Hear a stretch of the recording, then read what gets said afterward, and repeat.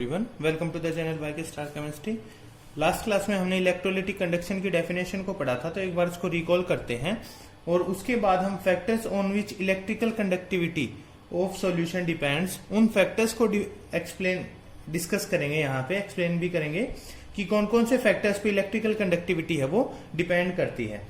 तो electrolytic conduction की बात करें हम, तो इसमें क्या था कि जब इलेक्ट्रिसिटी पास की जाती है आपकी किसी भी इलेक्ट्रोलाइट के अंदर, इलेक्ट्रोलाइट क्या होता है ये प्रीवियस वीडियो में मैंने बहुत अच्छे तरीके से एक्सप्लेन किया है, तो आप अगर आपने वीडियो नहीं देखी है तो आप जाकर उसको देख सकते हैं।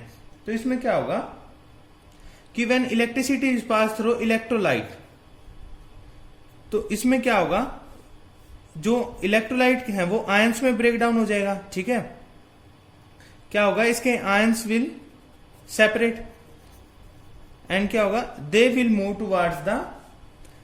Move towards oppositely charge electrodes, move towards oppositely charge electrodes. तो इसमें क्या था, वो मूव करते हैं क्योंकि पॉजिटिव और नेगेटिव आयंस में ब्रेक डाउन होंगे आपके कैटायन और एनायन।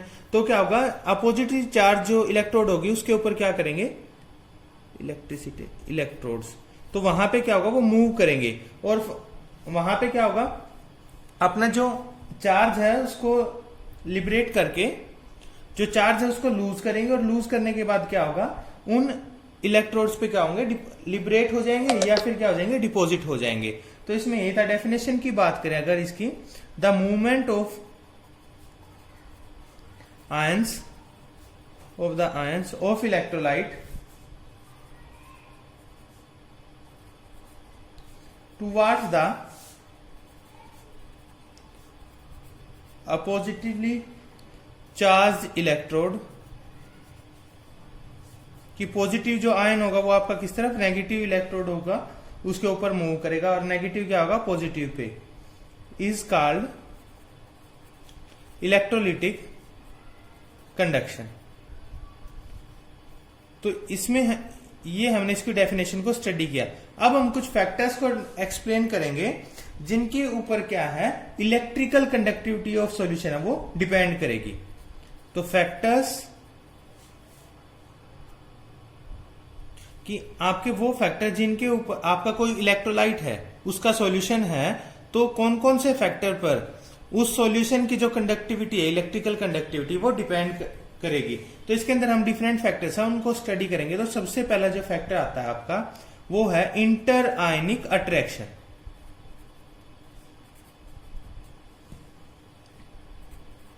इसका मतलब क्या है, इंटर आयनिक की जो आयंस है उनके अंदर जो अट्रैक्शन है उस पे किस तरीके से इलेक्ट्रिकल कंडक्टिविटी है वो डिपेंड करेगी। तो बात करते हैं कि आपका कोई भी इलेक्ट्रोलाइट का सॉल्यूशन है, इलेक्ट्रोलाइट का सॉल्यूशन है, तो उसके अंदर क्या होगा, आपका कैटायन और एनायन होंगे। ठीक है, तब इनके अंदर क्या है, जितना ज्यादा अट्रैक्शन होगा इन कैटायन और एनायन के आपस में बीच में, जितना ज्यादा अट्रैक्शन होगा उतनी जो इलेक्ट्रिकल कंडक्टेंस है वो क्या होगी, कम होगी। तो देखिए, more the inter ionic attraction,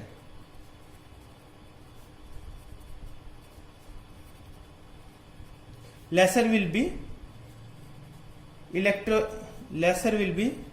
electrical conductivity या इलेक्ट्रिक कंडक्टिविटी बोल सकते हैं, या फिर हम बोल सकते हैं इसको इलेक्ट्रोलिटिक कंडक्शन। इसका रीजन क्या है कि जितनी ज्यादा इनके बीच में अट्रैक्शन होगी, ठीक है, तो more the attraction laser will be dissociation, क्योंकि इनका जो डिसोसिएशन है, जो दूर दूर होना है, सेपरेट होना है इन आयंस को, वो क्या होगा, इनके लिए मुश्किल हो जाएगा। और जब डिसोसिएट ही नहीं होंगे तो क्या होगा, उनकी जो माइग्रेशन है वो क्या हो जाएगी, कम हो जाएगी। ठीक है, so less ion will migrate towards the oppositely charge electrode, और आपके लेस आयन माइग्रेट करेंगे तो क्या होगा, आपकी जो इलेक्ट्रिकल कंडक्टिविटी है वो भी कैसी होगी, कम होगी। तो अगर एग्जांपल से देखें हम, तो इसमें क्या था, अगर आपका HCl है, ठीक है, इलेक्ट्रोलाइट, तो वो किसमें H पॉजिटिव और Cl नेगेटिव में ब्रेक डाउन होगा। अगर इनके बीच में बहुत ज्यादा अट्रैक्शन हो जाएगी तो क्या होगा, ये दूर दूर ही नहीं होंगे। जब डिसोसिएट ही नहीं होंगे तो क्या होगा, माइग्रेट नहीं होंगे, और माइग्रेट नहीं होंगे तो क्या होगा, आपकी जो इलेक्ट्रिकल कंडक्टिविटी है वो कैसी होगी, आपकी कम होगी। तो इस तरीके से हमने देखा कि इंटर आयनिक अट्रैक्शन है वो किस आपकी इलेक्ट्रिकल कंडक्टिविटी को कैसे अफेक्ट करेगी। इसके बाद जो सेकंड पॉइंट आता है वो आता है हमारा solution of ion. Solution of ion, या इसको हम बोल देते हैं सोल्यूट सोलवेंट इंटरैक्शन। दूसरा नाम भी इसका सोल्यूट सोलवेंट इंटरैक्शन।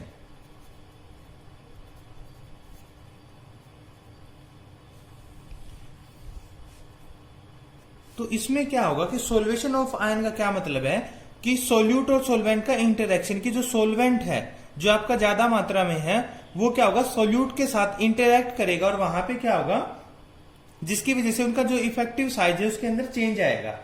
तो देखते हैं कि if more the solution of ion,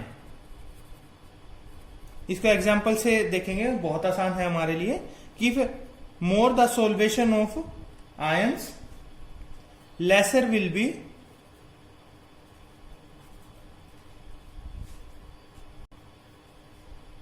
electrolytic conduction of solution। तो अब इसका रीजन है उसको हम एक डायग्राम से समझेंगे कि क्या रीजन है। सपोज कि हमारे पास जो कैल्शियम 2 पॉजिटिव आयन है और जो सोलवेंट मोलिक्यूल सोल्यूट ये है हमारे पास, और जो सोलवेंट है वो क्या हमारा वाटर का है।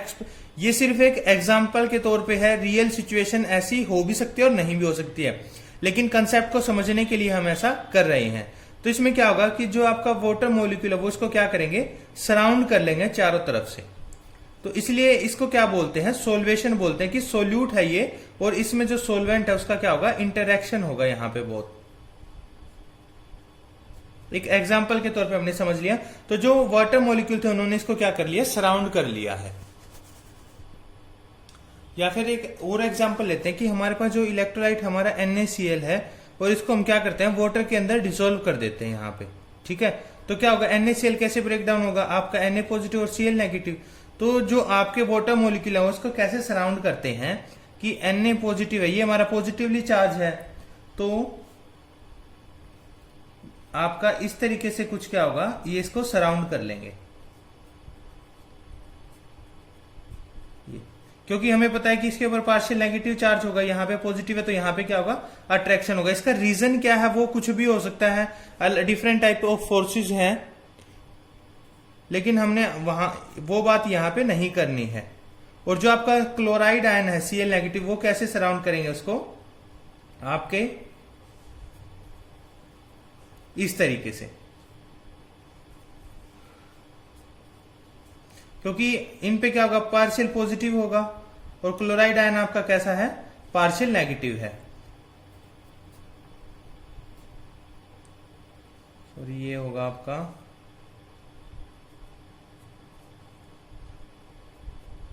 HHO। तो इस तरीके से हमने देखा कि जो आपके मॉलिक्यूल्स हैं, ये थोड़ा डायग्राम जो इसको अच्छे तरीके से बन सकता है, ये रफ डायग्राम की तरह एक। तो हमने देखा कि इस तरीके से जो आपके सोलवेंट मॉलिक्यूल है वो क्या होगा, इंटरेक्शन होगा। अब इससे क्या हुआ कि हम देख रहे हैं इफेक्टिव साइज जो है, पहले जो आपका Na पॉजिटिव था वो इतना है, लेकिन अब इसका जो साइज है वो इतना हो गया। तो solvation leads to increase in effective size of ions. तो अब साइज, इफेक्टिव साइज वो ज्यादा हो गया है, तो उसकी वजह से क्या होगा, जो मूवमेंट होगी वो क्या हो जाएगी, स्लो हो जाएगी। अब इसमें एक बात आती है कि smaller the ion larger will be, या लार्जर या more will be solution, and hence slower will be the speed of migration। slower will be the speed। तो क्या होगा, जितना छोटा आयन होगा उतना उसका सोल्वेशन क्या होगा कि जो सोलवेंट के मोलिक्यूल होंगे उसको ज्यादा सराउंड कर पाएंगे और उसका जो साइज है वो उतना ही ज्यादा बड़ा हो जाएगा। और आपको पता है कि बड़ा साइज है उसको मूव करना मुश्किल है बजाय छोटे साइज के, तो क्या होगा, उनकी मूवमेंट है वो मुश्किल हो जाएगी। अगर हम एग्जाम्पल की बात करें, आपके पास एक लिथियम पॉजिटिव आयन है और एक आपके पास सोडियम आयन है, तो हमें पता है कि छोटा, इसका साइज छोटा है, तो साइज छोटा होगा तो क्या होगा, मोर सोल्वेशन। मोर सोल्वेशन तो क्या होगा, लेस स्पीड। इसकी स्पीड क्या हो जाएगी, इसकी कम हो जाएगी as compare to Na positive ion. ये क्या है, आपका लार्जर आयन है। यहां पे हम किन दोनों को, Li पॉजिटिव आयन आपका लिथियम आयन और सोडियम आयन, उनको कंपेयर कर रहे हैं। तो इस तरीके से जो सॉल्यूशन है वो अफेक्ट करती है। इसके बाद जो थर्ड पॉइंट आता है वो आता है विस्कोसिटी।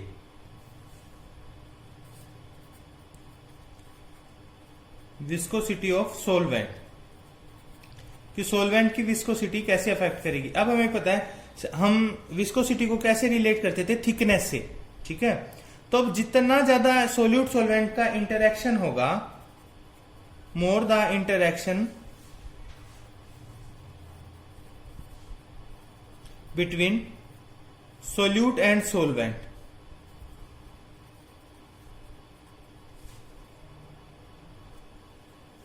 कि मोर या लार्जर बोलते हैं इसको, कि larger the interaction between solute and solvent, larger will be the viscosity.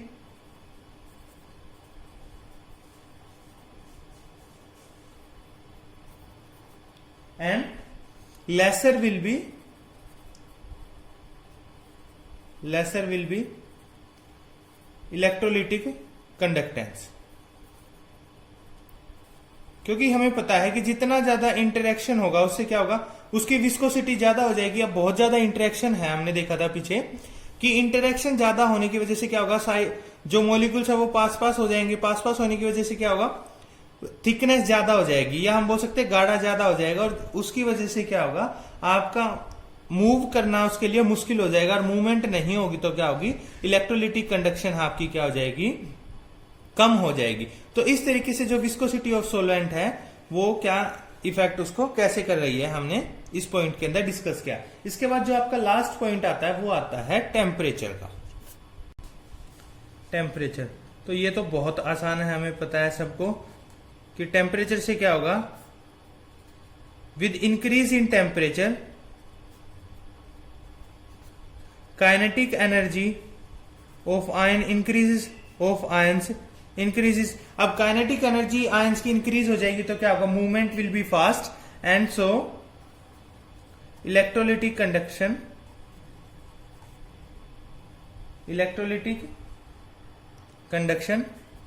Increases. तो हमने देखा कि टेम्परेचर ज्यादा होगा तो जो आपके आयंस है इलेक्ट्रोलाइट के, कैटायन और एनायन, उनकी काइनेटिक एनर्जी ज्यादा हो जाएगी। और काइनेटिक एनर्जी ज्यादा होगी तो क्या होगा, मूवमेंट विल बी फास्ट, ठीक है। और मूवमेंट फास्ट होगी तो क्या होगा, आपकी इलेक्ट्रोलिटिक कंडक्शन है वो इंक्रीज हो जाएगी। तो ये मेन 4 पॉइंट थे। इसके अलावा अगर हम एक पॉइंट की बात करें तो वो कौन सा आता है, nature of electrolyte added. Nature of electrolyte added, कि जो हमने इलेक्ट्रोलाइट ऐड किया है वो कैसा है, उसका नेचर कैसा है। हमने इलेक्ट्रोलाइट देखे थे 2 टाइप के, कौन कौन से जो मेन थे, एक आपका था स्ट्रॉन्ग इलेक्ट्रोलाइट और एक आपका था वीक इलेक्ट्रोलाइट। अब स्ट्रॉन्ग जो था वो क्या था, शोज कंप्लीट डिसोसिएशन, ठीक है। अब कंप्लीट डिसोसिएशन क्या होगा, तो क्या होगा, आपके जो आयंस हैं वो ज्यादा होंगे, आयंस विल बी मोर